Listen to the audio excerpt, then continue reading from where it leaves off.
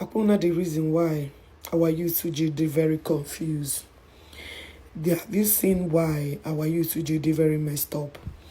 All these fake DBS that gathered here now, nefi fake money, nefi fake naira, KG ties more customer, KG bota more gullible ones.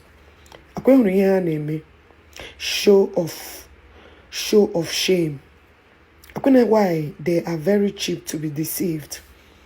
What call like this, how to ego na the group hano. Gianna deceive all these desperate youths that doesn't want to be reasonable for themselves. Okay, honey. Bakwala monye dibia no here banuru. Gwam ke jere school.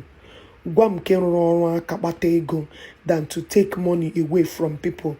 Na akpọrọ wele, na akpọrọ kite, na akpọrọ ki wete ego, na akpọrọ. Because I have never seen anybody that works so hard.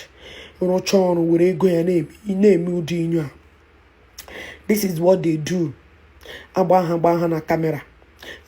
People want to associate with them. Tell me the reason why you should associate with people that act like this. Imana na-ekwu na Igbo jọrọ njọ Igbo na jọrọ njọ. Onda Anambra banye with the problem. Ndị Anambra buputere iji ego eme ibe ya intimidate. Ndị Anambra buputere ka a na-akpọ ọgwụ ego. Ndị Anambra buputere many arụ na-eme n'ala Igbo. Ndị Anambra buputere aga bụrụrụ ego ka eji asa phone some young youth. Enwe ha arụ nọ n'ala Igbo eshihu from Anambra banye pụta. I'm telling you the truth. You guys may come after me. I don't really care. I'm used to na madness. But gwamu ndị niile kosoga mayhem n'ala Igbo awụ Anambra State. Ọha na-eji ego eme intimidate. Ọha na-agwụ ume nke a na-agwọ ọgwụ dibịa. Ọha na-ebute nke a ga-egbu nne gị. Ọha ga-ebute nke a ga-egbu nna gị. Ọha moshiri every state nọ n'ala Igbo. Ihe a na-akpọ ime ihe ọjọọ. Ndị Anambra. Yes, I'm from Nnewi. And I have to tell you guys the truth. Yarukwa na nke ndị Imo, I will tell them nke ha. Ewuhu daro ị ga-achọ na nwoke Anambra ị ga-enweta ya. This is how they are deceiving our youth. They are see, if you guys will remove sentiment, you guys know that what I'm saying is nothing but the truth. I know you will come because of tribalistic bullshit, but iwepu any tribalistic something, go deeper, wepu sentiment, igamata na ihe na-ekwu is nothing but the truth. Ndị Anambra mere youth anyị na enwezi nke chọrọ ịba uru. Onye ọla na-achọ ego mbute. Onye ọla na-achọ ego mbute. Ekwute a na-achọ ego mbute. Yeah, with the reason why they have used our youth. Look at them. Looking like Edi Abali. Ụfọdụ na-eyi liku ka madmen. They know, look at them. And when they get around mba, they made all this money through our desperados. Desperate youths. Ndị chọrọ ego mbute. Ndị chọrọ abata anwụ echi. Ihe aka ha ji deceive unu. Abịa ha kwụọ some blog ụgbọ. Ka ha na-patronize unu. Like ndị dịka Kongwu dibịa. A na-patronize unu. Ihe ọjọọ na-ama ụma. Look at.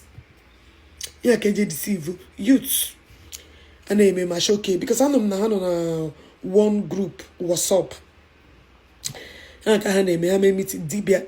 Oh my God. Until unu ewepụ ndị oshi na ama na-akpọ ndị dibịa on Facebook. Ihe a ga-adịnata mma n'ala Igbo. Because this is the easiest way to target our youth. Ihe ha na-eme na. I don't care what you're going to comment. The highest thing make up people nne gị, kpọkpụ nne gị, and that is it. Like one madman. Na-akpọ mmadụ ashawo ma ahụ nwaanyị ya yesterday. I nearly finished him. Nwaanyị ya dịka ashawo gbatara na ashawo the ended ashawo ihu ya that's the woman a dry cha. Ihe show tazaka gene. If possible, I would attach the idiot picture nwaanyị ya na this video. Kemata ihe na-emeni. All these useless men na-abịa ha na-akparị ụmụ nwaanyị. Ihu nwaanyị ya dobere n'ụlọ ị ga na ha nri n'aka. I'm telling you the truth. Because our youth, you are nori. Stop looking at all these things. Ha na-akụnye gị obi n'afọ. Please, Abala today, more tomorrow.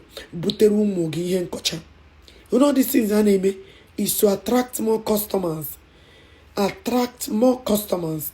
Don't be deceived. Do not be deceived. You know this kind of a thing. You share it. This is the voice of an angel that telling you to be careful. Happen that. Now sample, the more you look, the less you see. Don't be too desperate to fall into the ayeye victim. I am telling you nothing but the truth. The more you look, the less you see. Don't be deceived.